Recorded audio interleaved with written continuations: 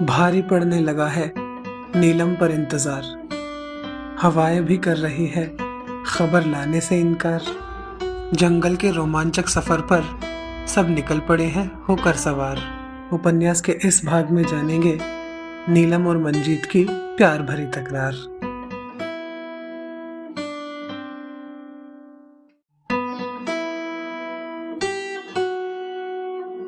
Can I hold your hand, एक खूबसूरत एहसास। कोमल अग्रवाल की कलम से निकला उपन्यास।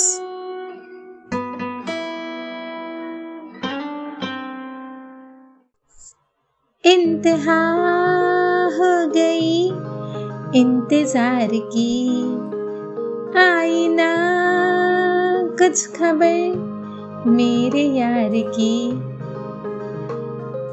आप सोच रहे होंगे कि मैं ये गाना क्यों गा रही हूँ तो जरा जाकर सुनिए पिछला भाग, खुद ही पता चल जाएगा कि किसको है किसका इंतजार। मैं सुनाती हूँ चैप्टर 94। घड़ी की सुइयां और नीलम का दिल जैसे एक दूसरे को टक्कर दे रहे थे। इस वक्त उसके दिल की धड़कन घड़ी के कांटों को भी मात दे रही थी। पसीने की बूंदें उसके माथे पर उभर आई थी और हाथ पैर जैसे कांप रहे थे। 3:30 बज चुके थे, मगर मंजीत का अभी तक कोई पता नहीं था। वह बार बार अपनी कलाई में बंधी घड़ी देखती और रास्ते पर निगाह जमा लेती। बार बार वह खुद को कोस रही थी कि आखिर क्यों उसने बिना सोचे समझे मंजीत का रिश्ता ठुकरा दिया। अभी वह यह सोच ही रही थी कि सीढ़ियों पर किसी के कदमों की आहट हुई। उसका दिल तेज रफ्तार से धड़क उठा। कदमों की आहट और तेज हो रही थी और अब उसके पास आ रही थी। उसने मुंह घुमा लिया और डर से आंखें मूंद ली। सब ठीक करना वाहिगुरु, मन ही मन वह प्रार्थना करने लगी। सीढ़ियों के रास्ते से आता हुआ शख्स उसके बहुत नजदीक आ गया था और अब वह ठीक उसके पीछे था। नीलम दिल थामे उसके कुछ कहने का इंतजार कर रही थी कि तभी एक चौंकाने वाली आवाज उसके कान में पड़ी। तुम यहाँ क्या कर रही हो नीलू? सूरज की आवाज गूंजी तो जैसे नीलम की आशाओं के महल पर बिजली से गिरी। उसने पलट कर देखा तो सूरज उसे सवालिया निगाह से देख रहा था। कुछ नहीं जीजू,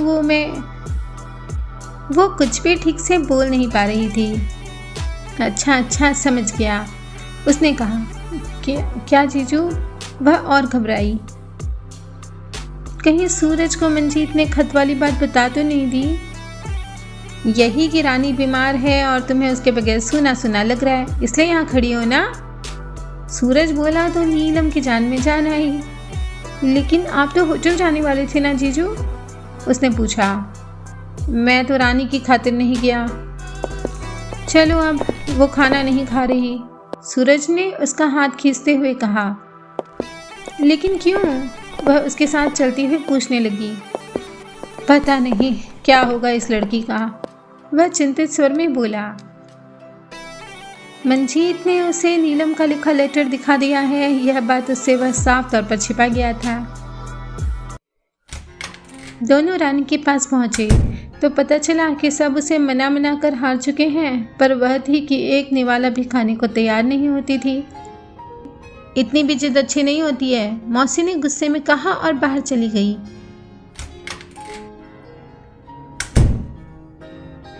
नीलम आकर रानी को मनाने लगी। मेरी अच्छी रानी दीदी, चलो खा लो ना प्लीज, मेरी खातिर। उसने मनुहार की। रानी का दिल थोड़ा पसीजा। उसकी और नीलम की आपस में खूब छलने लगी थी। उसने थोड़ा सा खाया तो सबकी जान में जान आई। उसे जूस पिलाकर सूरज सबसे बोला, गेस व्हाट, आज का क्या प्लान है? लाल डिब्बा जाएंगे? वैशाली ने चहक कर कहा। नहीं, सूरज ने मना किया। तो फिर आप ही बता दीजिए ना। हम जाएंगे जंगल सफारी, रानी को भी अच्छा लगेगा और वैसे भी जंगल में आप जैसे नमूनों को देखने के लिए वहाँ के जानवर इंतजार कर रहे हैं। सूरज ने कहा तो सब हंसते हंसते लोटपोट हो गए।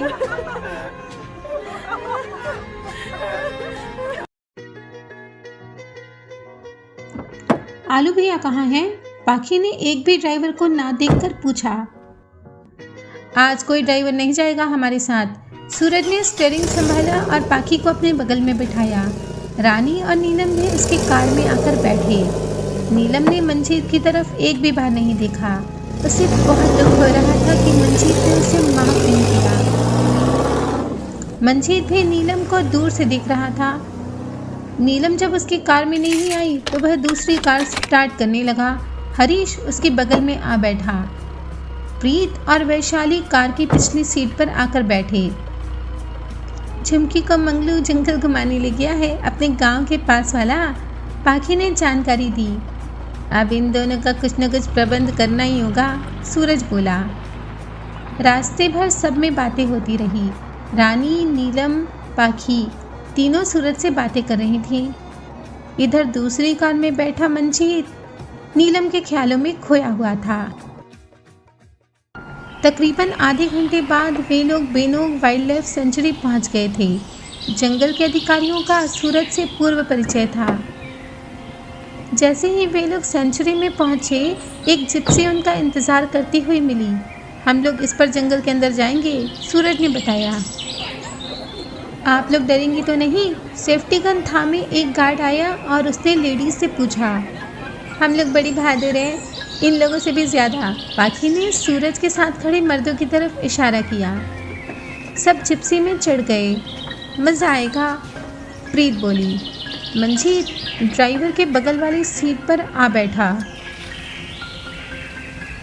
ऐसा लग रहा है हम सब कैदी हैं और तिहाड़ जेल भेजे जा रहे हैं, हरीश ने मजाक किया।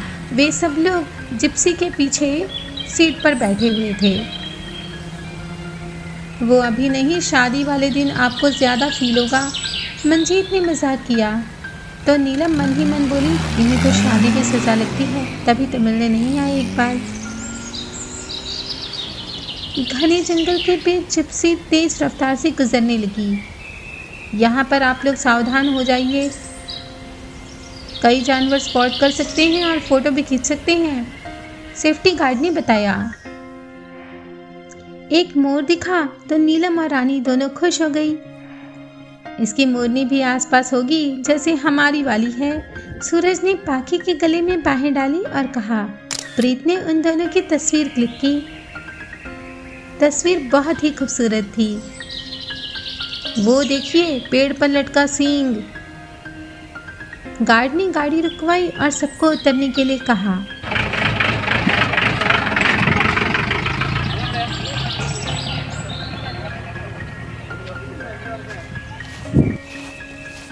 चलते हुए वे लोग एक पेड़ के नज़दीक आए। उस पर हिरन का सींग लटका हुआ था। अभी कुछ दिन पहले तेंदुए ने यहाँ हिरन का शिकार किया था और उसे मारकर खा गया। जंगल के और भी रोमांचक किस्से वो सुनाने लगा। कुछ ग्रामीण औरतें लकड़ी का गट्ठर उठाए अपने अपने घरों को लौट रही थी। कुछ एक ने पत्तों और घास फूस की डलियां भी पकड़ी हुई थी। सूरज ने गार्ड से उन्हें रोकने के लिए कहा। पाखी और बाकी लड़कियों ने उनके साथ तस्वीरें खिंचवाई तो उनके भी चेहरे चमकने लगे। उन्हें बच्चों के लिए मिठाइयों के नाम पर कुछ रुपए दे सूरज ने उनकी मदद की। ये सब बड़ी गरीब हैं साहब, आपने बहुत अच्छा किया। उनके जाने के बाद गार्ड ने कहा, मुझे पहले पता होता तो इनके लिए कपड़े, चप्पल, जूते वगैरह ले आते ना। पाखी ने विवशता जताई। तो इसमें क्या है, बाद में भिजवा देंगे। सूरज ने गार्ड का कांटेक्ट नंबर लिया। गार्ड उन्हें जंगल के और भी रोमांचक किस्से सुनाने लगा था। हाथियों की पूरी फौज निकलती है यहाँ शाम होते ही। पर हाँ, आप लोगों को डरने की बिल्कुल भी ज़रूरत नहीं है, क्योंकि यहाँ का तेंदुआ अब यहाँ पर नहीं है। तो फिर कहाँ गया? हमारे आने से पहले ही भगा दिया उसे, या फिर वह खुद ही डर के भाग गया, हरीश ने मजाक किया। नहीं, उसे राजा जी वाले जंगल में भेज दिया गया है। यहाँ पर उसे संभालना बहुत मुश्किल हो रहा था, गार्ड ने बताया। कितना डिफ़िकल्ट होता होगा ना जानवरों को बिना नुकसान किए संभालना, हरीश बोल रहा था। आप लोगों को इस बात की ट्रेनिंग मिलती है ना? ड्राइवर ने हामी में सिर हिलाया। उसके पास भी एक बंदूक थी। जब कोई जानवर आप लोगों को फॉलो करता है तब क्या करते हैं आप लोग? मंजीत ने सवाल किया। मुझे ही सुना रही हैं, मैं ही तो जैसे इनको फॉलो कर रही हूँ ना, नीलम ने मन ही मन कहा और गुस्से से उसकी तरफ देखा। उसे गुस्से में देखकर मंजीत को मज़ा आ रहा था। जैसे को तैसा उसने भी घूरकर नीलम को देखा। गार्ड ने अपनी गन का एक सिरा पत्थर पर मारकर दिखाया। एक जोर की आवाज़ हुई और पूरे जंगल में फैल गई। पंछी जहाँ थे वहाँ से उड़ गए और पत्तों में सरसराहट होने लगी। इसे सुन जानवर डर जाते हैं और पास भी नहीं फटकते। अमेजिंग! हरीश को यह सब बहुत अट्रैक्ट कर रहा था। स्पीड और एडवेंचर दोनों उसे बहुत भाते थे। दो भागते हुए खरगोश भी उन्हें दिखाई दिए। सब जिप्सी में आकर बैठे और जिप्सी आगे बढ़ी। सूर्य अस्त हो रहा था और जंगल में अब कोलाहल तीव्र होने लगा था। फ्लोरा और फौना की भरमार थी वहाँ। जड़ी बूटियों और औषधियों से भरा था वह जंगल। मिट्टी और पौधों की मिली जुली सुगंध सभी की सांसों को और महका रही थी। मुझे तो इस जगह से प्यार हो गया है। वैशाली ने जंगली फूलों को अपने दुपट्टे में भर लिया था और 2 फूल उसने अपने बालों में भी खोस लिए थे। नीलम ने भी पलाश के फूल चुन लिए थे। पाखी की लंबी चोटी में सूरज ने बोरांज के गुलाबी फूल लगाए। काश हम ये फूल होते, हरीश ने वैशाली को छेड़ा। आप तो कांटा हैं, उसने भी तंज किया। अभी जितना झगड़ा करना है कर लो, शादी के बाद ये सब नहीं चलने देंगे। क्यों मंजीत जी, ठीक कहा ना? हरीश ने मंजीत को भी अपने लपेटे में ले लिया। मुझे क्या मालूम, मैं तो वैसे भी आजीवन कुंवारा ही रहने वाला हूँ। मंजीत ने भी करारा जवाब दिया। बिदक तो ऐसे रहे हैं जनाब जैसे कि सचमुच ही कुंवारे रहने वाले हैं। नीलम ने रानी से फुसफुसा कर कहा। आप लोग भी कुछ बोलो बहनों, सूरज ने कहा। हम क्या बोले जीजू, अकड़ तो आपके भाई बंधु रहे हैं, नीलम ने जोर से कहा। तो मना लो ना रूठे यार को, सूरज ने कहा और गुनगुनाने लगा। रूठ न जाना ओ मंजिता, तुमने मेरा ये मन जीता। मुक्के वुक्के ऐसे मारे, डर के भागे मुंडे सारे। तेरे जैसा तेरे बिना कोई भी नहीं। रूठ न जाना ओ मंजिता, तुमने मेरा ये मन जीता।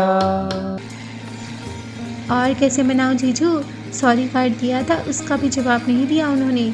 नीलम ने दबी जुबान में सूरज को सॉरी कार्ड वाली बात बताई। कितना चिढ़ रही है, सोच रही होगी मैं तो पत्थर दिल हूं, मिलने जो नहीं गया, मंजीत ने खुद से कहा। जंगल से निकलकर जिप्सी अब लंबे लंबे घास के मैदानों पर दौड़ रही थी। इसे मिडोज कहते हैं, सूरज ने बताया। हाँ, ये तो हमने पोएम्स में पढ़ा है, रानी शोखी से मुस्कुराई। एक कच्चे रास्ते पर बढ़ती हुई जिप्सी एक बहुत ही सुंदर प्रॉपर्टी के बाहर आकर रुकी। रोशनी से वह जगमगा रही थी। इस बिहार में यह आलीशान हवेली किसकी है? सब सोचने लगे, कहीं ये भूत बंगला तो नहीं है? वैशाली ने डरने का ड्रामा किया। भूतनी बंगला भी हो सकता है, हरीश ने मजाक किया। ये रैन बसेरा है, आप लोग चाहें तो यहाँ रात्रि विश्राम कर सकते हैं, सेफ्टी गार्ड ने कहा। सूरज ने सहमति दी तो सब गाड़ी से उतरे। गार्ड जाकर वहाँ के केयर टेकर को बुला लाया था। वह अभ्यर्थना की मुद्रा में हाथ जोड़कर खड़ा हो गया। सूरज ने उसे अपना परिचय दिया। सूरज प्रताप सिंह, होटल गैलेक्सी। वह फौरन पहचान गया। आपको कौन नहीं जानता सर, हम तो आपके भक्त हैं, उसने कहा तो पाखी को हंसी आई। और हम इनके। सूरज ने पाखी के कंधे पर हाथ रखा। नमस्कार भाभी जी। आपका शुभ नाम? मंजीत ने पूछा। रमेश कुमार, दिल्ली का रहने वाला हूँ। यहाँ की खूबसूरती इतनी भाई कि नौकरी वोकरी सब छोड़ छाड़ बीवी के साथ यहीं रहने के लिए चला आया। बच्चे सब बाहर पढ़ते हैं। उसने अपना परिचय दिया तो मंजीत ने भी दिल्ली के अपने होटल अनुराग की बात बताई। तो आप भी होटल के ही व्यवसाय में हैं, फिर तो खूब चलेगी हमारी। आइए आप लोगों को पूरी प्रॉपर्टी दिखाता हूँ, कहते हुए रमेश कुमार ने अपने कदम आगे बढ़ाए।